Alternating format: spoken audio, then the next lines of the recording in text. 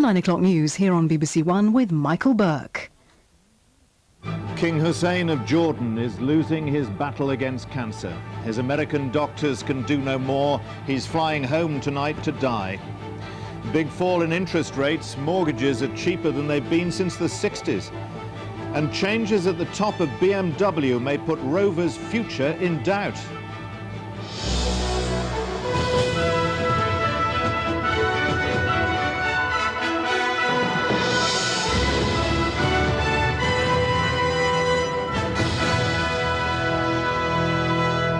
Good evening. King Hussein is on his way home to Jordan tonight, critically ill and evidently with little longer to live. Doctors who've been treating him for cancer in the United States say his internal organs have failed. It's clear they see no point in further treatment. The king has ruled Jordan since the early 50s. He's played a pivotal role in efforts to bring peace to the Middle East, and his country's stability is seen as crucial to that of the whole region.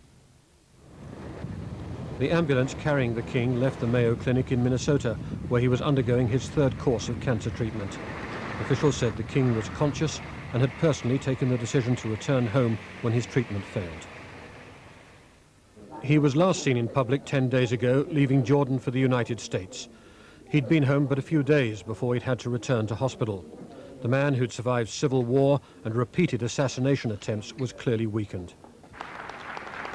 At the White House today, President Clinton asked for prayers for King Hussein. It was a prayer breakfast, and among those present were the PLO leader Yasser Arafat and Leah Rabin, the widow of Israel's assassinated Prime Minister. I ask you to pray for our King Hussein, a wonderful human being, a champion of peace who, I promise you today, is fighting for his life mostly, so he can continue to fight for peace.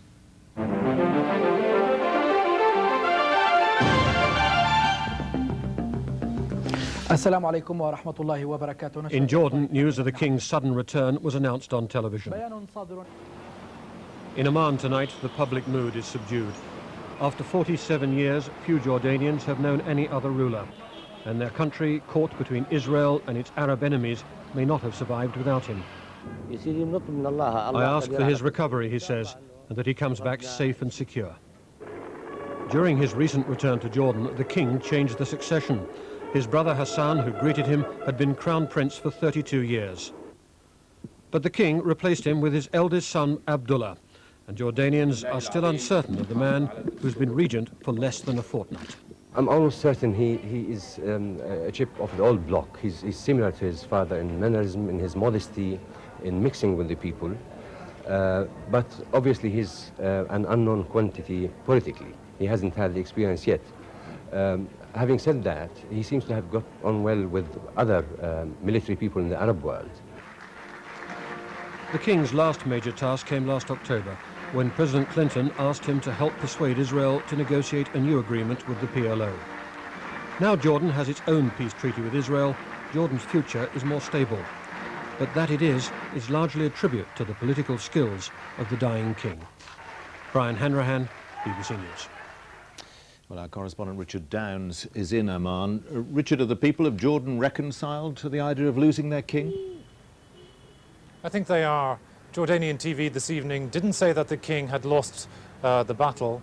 What they said was he was coming home and that he was going to go to hospital. But people are reading between the lines. They realise that the king has very little time to live. How smooth is the succession likely to be? I think it will be smooth. The king's son, Abdullah, people here say that he is a chip off the old block, that he's very much like his father, and they like his personality. He's also extremely popular with the army. He is, after all, a major general in the Jordanian army. He's popular in the region, and he's particularly popular among the Palestinians, who are the majority of Jordanians, because he has a Palestinian wife. So the omens are quite good for Crown Prince Abdullah. To what extent, though, will the new king be able to play the role that his father filled, that of the voice of Arab moderation? It's a very difficult role to play. King Hussein was unique. He ruled for over 40 years, and he was, of course, an extraordinary man in many respects. Anybody trying to follow him has a huge task on hand. And people are saying that that shouldn't really be put on the shoulders of the young Prince Abdullah. He's only 37 years of age and he's very young. People say he's a political novice. They hope he'll be as successful as his father, but they don't really know. Richard Downs in Oman, thanks very much.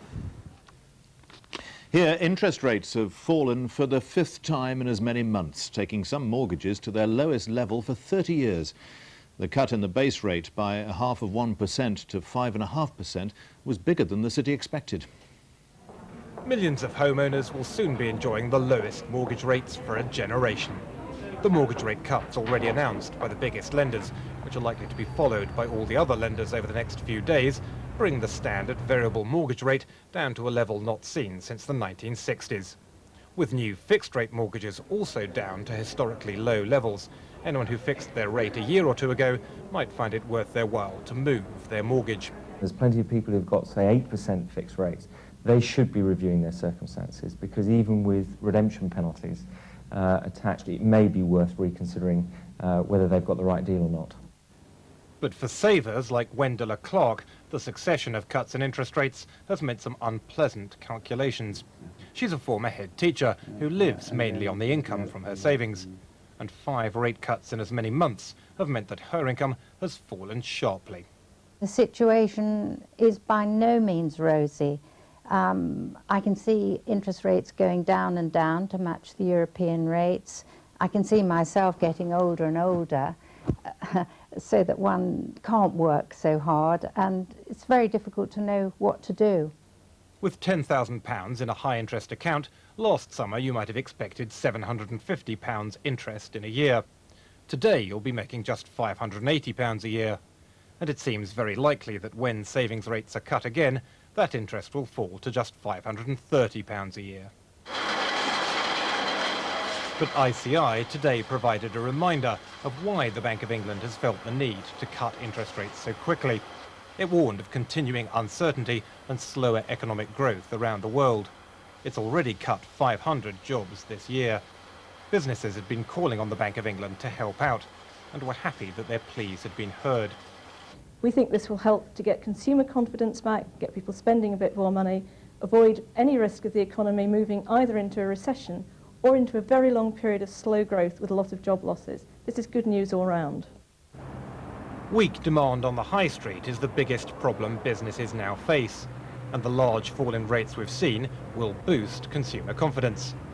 The problem is, no one can be quite sure how much difference it'll make. The bank's quick and decisive action in cutting interest rates has certainly made the threat of a recession less likely. The bank may now feel that it's done enough. But unless these new record low mortgage rates get people into the shops and spending money pretty quickly, then the pressure will be on again for rates to go even lower. Ed Crooks, BBC News. The government's ordered an increase in security in Britain as a precaution against possible attacks by Irish Republican dissident groups. It stems from the IRA's admission that some of its weapons were stolen a year ago by former members opposed to the Good Friday peace agreement. This is at least a surprising statement by the IRA, an admission in Sinn Féin's newspaper that some of its weaponry had been stolen by ex-members now associated with the group which carried out last year's Omagh bombing. Some, but not all of the weapons have been recovered, say the IRA, and it called on the other group to disband. It's understood that the government is tightening security in Britain as a precaution against attacks by Republican dissidents, including the faction accused of stealing the weapons. We're entering a very difficult period, and the story about IRA arms confirms that. It also, I think, confirms the need for decommissioning of all weapons, and there's no doubt that we need to make political progress now. Unionists believe the timing of the IRA's statement is highly significant.